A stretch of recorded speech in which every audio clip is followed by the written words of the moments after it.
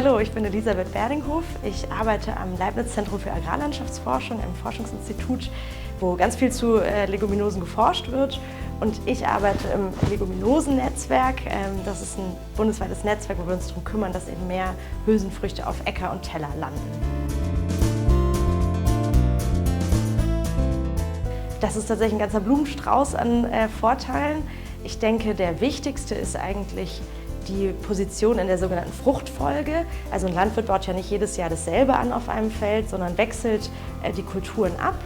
Und ja, je vielfältiger diese Fruchtfolge gestaltet wird, desto mehr kann Krankheitsdruck und Schädlingsdruck und ja, Beikrautdruck begrenzt werden. Aber vor allem hat die Leguminose eben den ganz besonderen Vorteil, dass sie eigentlich ihren eigenen Dünger produzieren kann.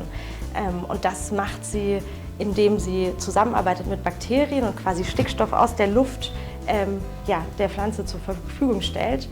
Und das ist deswegen so relevant, weil sie einerseits dadurch der Stickstoff-Input reduziert wird, also quasi der Energieeinsatz, der hinter einem Produkt steht oder hinter einer Fruchtfolge. Und sie gibt sogar noch Dünger an die nachfolgenden Kulturen innerhalb der Fruchtfolge ab.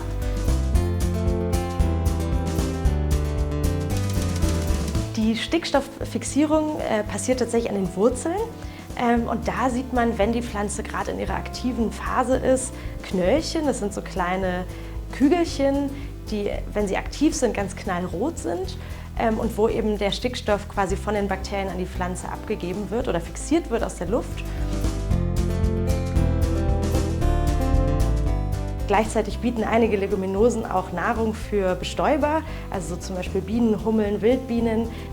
Und dadurch wird auch gerade viel untersucht, inwiefern sie eben auch einen Input auf die Biodiversität noch haben, auch in unserem Netzwerk.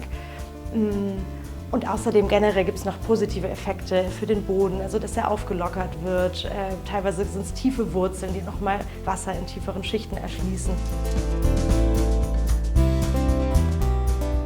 Also mit dem Klimawandel tauchen häufiger Perioden von Trockenheit und Hitze auf, die ja, für die gängigen Kulturen in Deutschland oder in Europa zu immer mehr Stress führen und damit auch den Ertrag mindern können und eben auch zu Ausfällen führen.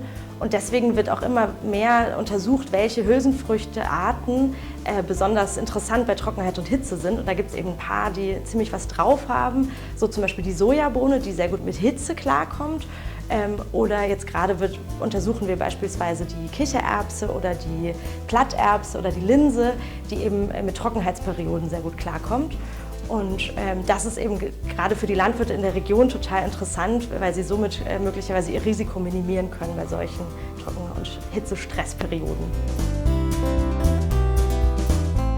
Damit wir die ökologischen Vorteile von Hülsenfrüchten nutzen können, ist es ganz wichtig, dass immer mehr Köche und Köchinnen diese auch verwenden. Dafür brauchen wir euch. Und ich würde euch einladen dazu, wirklich mal zu experimentieren mit den Hülsenfrüchten, die hier heimisch sind. Also da gibt es wirklich sehr viele Möglichkeiten.